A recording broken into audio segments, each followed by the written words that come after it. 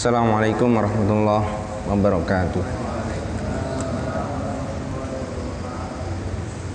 Alhamdulillah para ikhwan sekalian, kita tiba pada sesi terakhir, yaitu tadabbur makna dari surah Al-Baqarah ayat 68 sampai ayat yang ke-70. Sebenarnya ayat ini diawali dari surah Al-Baqarah ayat 67. Surah Al-Baqarah ayat 67 ini dan seterusnya itu bermula tentang kisah yang terjadi pada saat Nabi Musa bersama kaumnya di kalangan Bani Israel. Terjadi satu peristiwa pembunuhan yang pembunuhan tersebut pembunuhnya di malam hari meletakkan mayatnya di depan pintu rumah orang yang tidak membunuh. Maka ketika yang punya rumah membuka pintu, ternyata ada mayat paginya dan dia nggak merasa membunuh. Akhirnya terjadi keributan dan terjadi saling tuduh menuduh, sementara sang pembunuh tidak mengaku siapa pembunuhnya. Dari kekacauan ini maka mereka merasa ingin terselesaikan. Mereka mengadu kepada nabinya, yaitu Nabi Musa. Kemudian setelah mengadu kepada Nabi Musa, maka inilah yang terjadi sebuah percakapan. Mereka meminta kepada Nabi Musa untuk mencari solusi yang terbaik kepada Allah Subhanahu wa taala, agar Nabi Musa meminta kepada Allah supaya memberikan solusi yang terbaik itu seperti apa. Akhirnya datang perintah Allah. Di ayat 67 di sana diperintahkan, innallaha ya'murukum an tadhbahu baqarah. Sesungguhnya Allah Subhanahu wa taala memerintahkan kalian itu untuk menyembelih sapi betina. Jadi ini yang harus diselesaikan adalah kasus pembunuhan. Siapa pembunuhnya? Tapi ternyata solusi dari Allah apa? Supaya mereka mencari sapi betina. Secara logika itu seperti tidak ada hubungannya antara sapi dan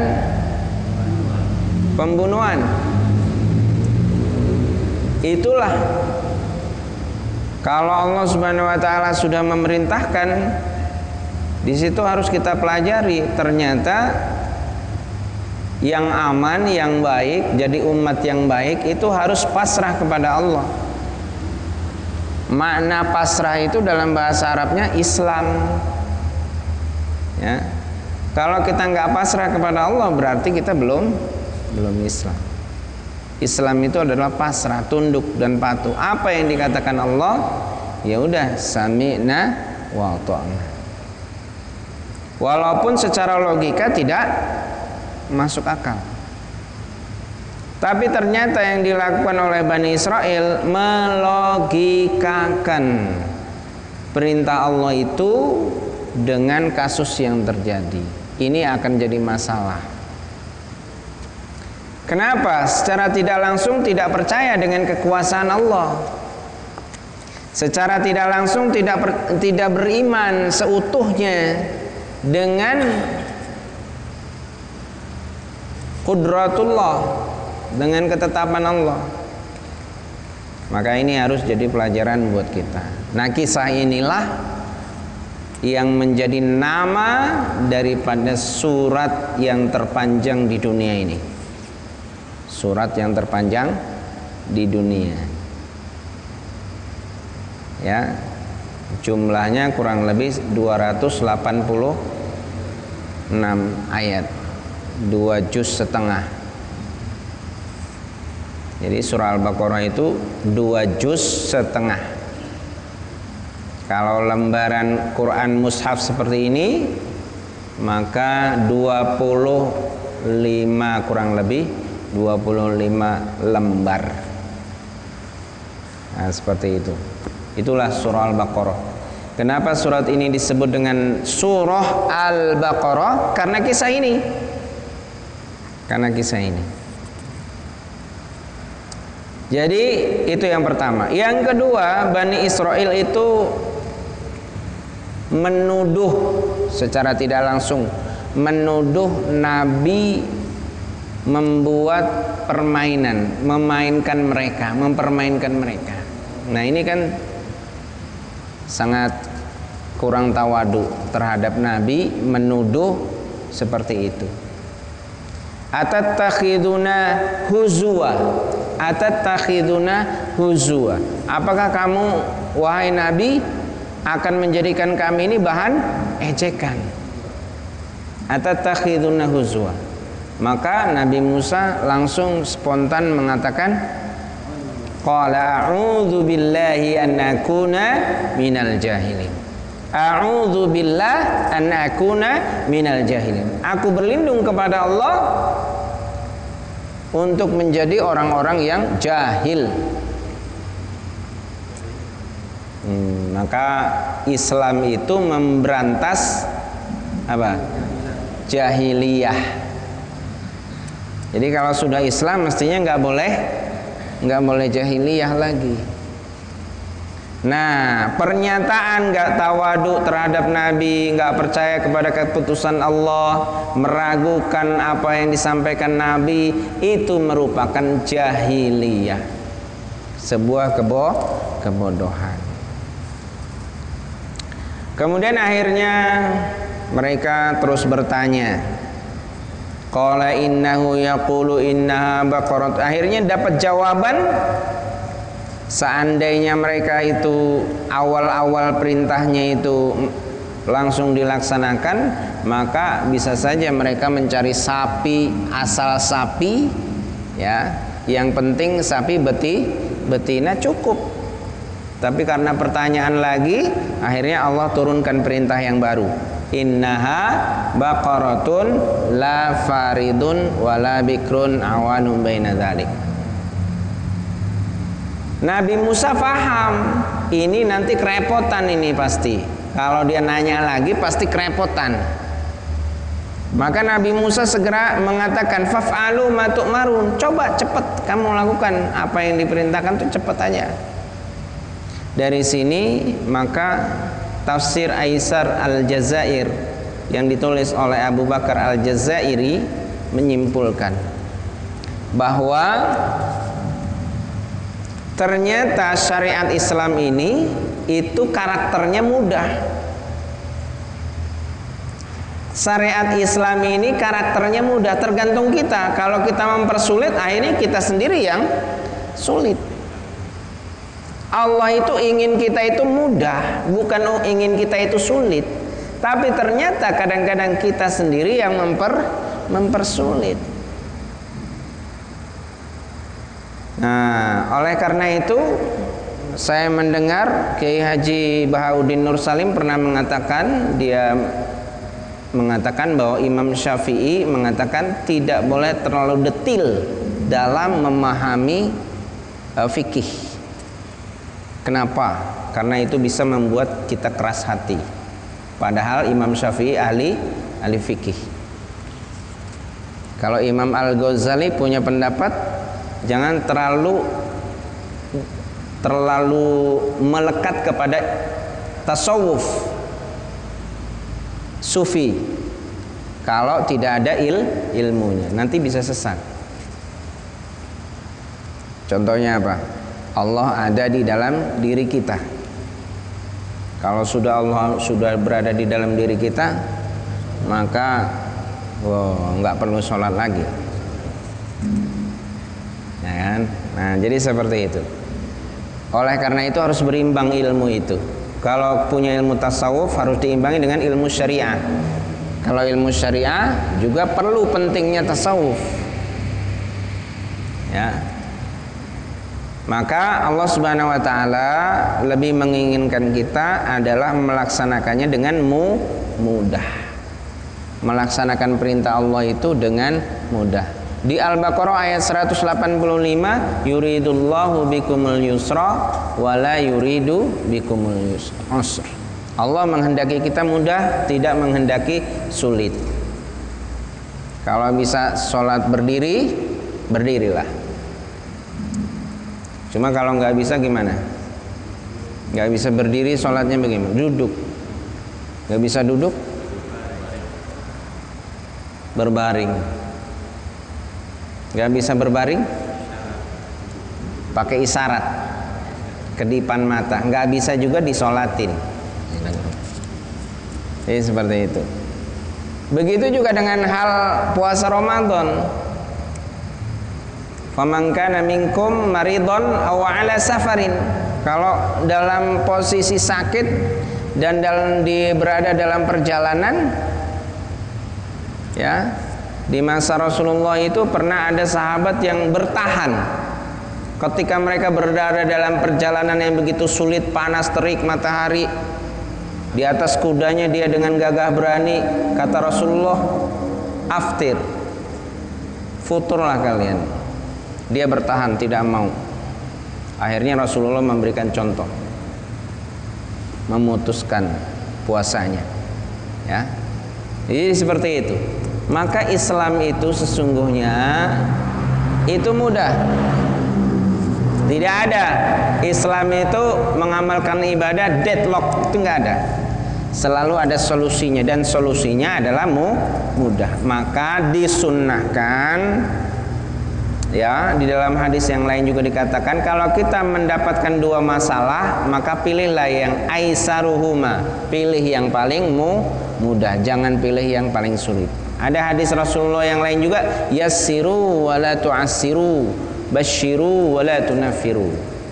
Ya, permudahlah, jangan dipersulit. Berikanlah kabar gembira, jangan membuat mereka lari. Nah, ini yang harus paham itu adalah ahli dakwah. Maka kalau seorang ulama ahli, dia punya skill dakwahnya baik, insya Allah akan diterima oleh masyarakat. Islam itu datang kepada kita seperti sesuatu yang menggembirakan, yang menyenangkan, bukan sesuatu yang menakutkan.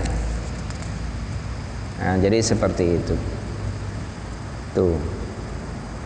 Kemudian yang selanjutnya,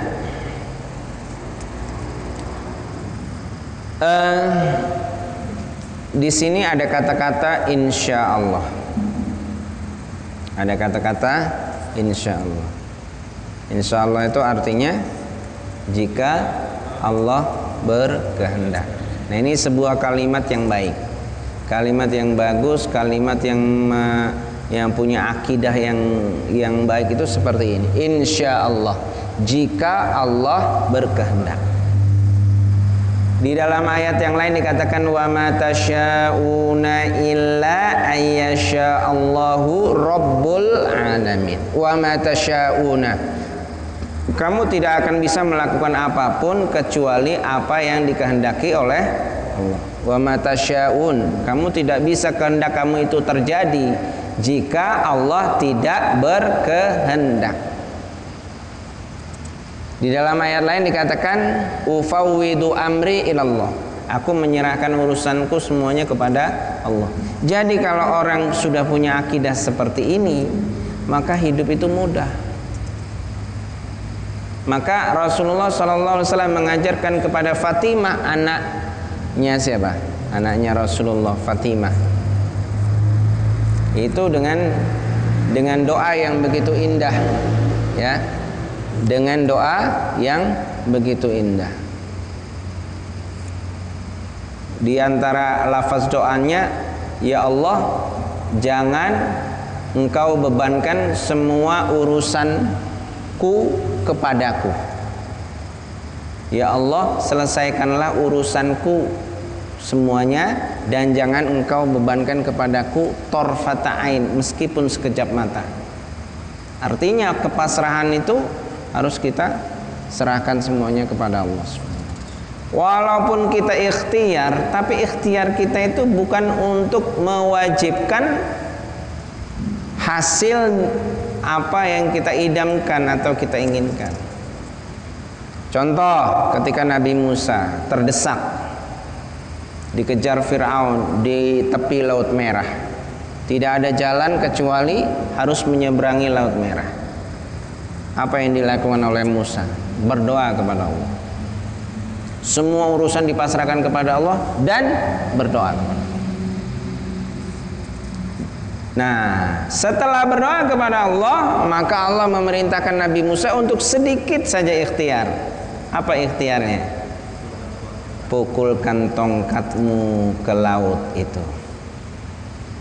Begitu dipukulkan tongkat, maka laut itu terbelah menjadi jalan untuk dia menyelamatkan diri dan pengikutnya. Terus yang kita lihat bukan tongkatnya. Waduh, kalau begitu tongkatnya harus kita cari. Kalau masih ada di museum kita ambil. Dengan tongkat itu bisa membelah lautan. Bukan, ya kan? Tongkat itu nggak ada apa-apanya. Karena tongkat itu bisa membelah itu karena izin Allah Subhanahu wa ta'ala. Nah, karena izin Allah itu bahasa Arabnya, kalau kita akidahkan di dalam diri kita, insya Allah. Maka setiap kegiatan, rencana apapun kita, maka sebaiknya kita ucapkan insya Allah. Jangan disalahartikan insya Allah. Kok insya Allah? Seolah-olah insya Allah itu meragukan, kurang pasti. Jadi kalau kita janjian insya Allah, kok insya Allah? Jangan insya Allah, ge. Nah, ini artinya apa? Artinya dia nggak paham insya Allah. Jadi wa ma tasyauna illa ayyasha Allahu rabbul alamin. Alhamdulillah, kita juga dikehendaki Allah hari ini kita masih hidup. Mudah-mudahan kita esok bisa bertemu lagi dengan Ramadan. Ya, Rasulullah Ramadannya cuma 8 kali Ramadan. Rasulullah dalam hidupnya cuma 8 kali Ramadan. Kita berapa kali? Berarti banyak mana? Kita apa Rasul Ramadannya? Banyakan kita secara kuantitas, tapi masih kalah kualitas. Ramadan kita boleh jadi lebih banyak dari Rasul, tapi kita menang kuantitas. Tapi kalau kualitas tetap Rasulullah Sallallahu Alaihi Wasallam. Maka ibadah itu yang terpenting adalah ayyukum ahsanu amala. Mana yang terbaik di antara kalian amalnya. Bukan ayyukum aksaru amala. Bukan mana yang paling banyak di antara kamu amalnya. Kendalanya kalau orang banyak amal itu sering ujub. Kelemahannya orang kalau banyak amal itu sering ujub, merasa dirinya paling hebat, paling benar, paling soleh. Ya, ini bahaya. Maka kalau kita sholat paling rajin, qobliyah ba'diyah paling rajin, ngaji paling rajin, baca Quran paling rajin, puasa paling rajin, ngelihat teman kita yang nggak pernah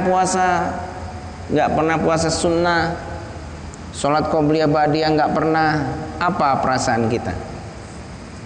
Waduh, nggak level dia sama saya. Nah, jangan sampai itu terjadi. Karena ta'limul muta'alim, di dalam kitab ta'limul muta'alim dikatakan, ya, fasadun kabirun alimun mutahattikun wa akbaru minhu jahilun mutanassikun.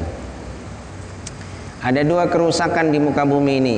Kalau ada dua orang ini, maka dia akan membuat kerusakan, kesesatan. Yang pertama, seorang alim yang fasik.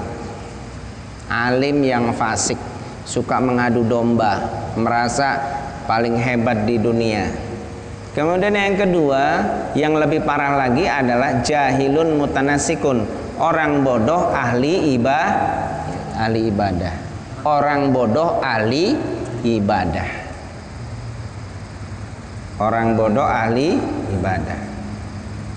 Sholat subuh, dia tahu sholat subuh itu pahalanya semalam suntuk qiyamul lail, pahala sholat subuh berjamaah di masjid. Maka dia sholat subuhnya 4 rakaat. Karena apa? Karena pahalanya banyak, akhirnya sholat subuhnya ditambah 2 lagi.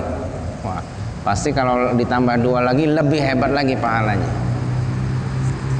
Yaitu karena apa? Bodoh itu tadi. Oleh karena itu Allah Subhanahu wa taala memuliakan orang yang menuntut ilmu. Orang salah menuntut ilmu nggak masalah, tapi yang masalah adalah orang salah tidak menuntut. Salah dalam proses menuntut ilmu nggak masalah, tapi kalau salah tidak menuntut ilmu, itu yang masalah. Baik, para ikhwan sekalian, alhamdulillah kita mendapatkan ilmu yang banyak dalam ayat ini. Bahwa yang pertama, kita harus total pasrah dan sami'na wa ata'na terhadap semua keputusan Allah Subhanahu wa ta'ala. Kemudian yang kedua, amal yang terbaik tentu adalah amal yang mudah. Ya, bukan mempermudah, tapi kalau ada yang lebih mudah maka kita pilih yang mudah. Apalagi kalau untuk mendakwahkan. Yang ketiga, memang setiap kegiatan kita harus selalu diikuti dengan keyakinan bahwa tidak mungkin semua rencana kita, kemudian pekerjaan kita ini terjadi hasilnya jika Allah tidak berkehendak. Jadi semua kejadian itu atas kehendak Allah Subhanahu wa ta'ala. Demikian apa yang bisa saya sampaikan, kurang dan lebihnya saya mohon maaf. Kita tutup majelis ini dengan baca doa. Bismillahirrahmanirrahim.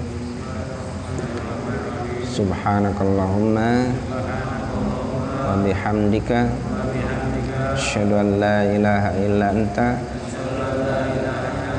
astaghfiruka wa atubu ilaik. Wabillahi taufiq wal hidayah. Wassalamualaikum warahmatullahi wabarakatuh.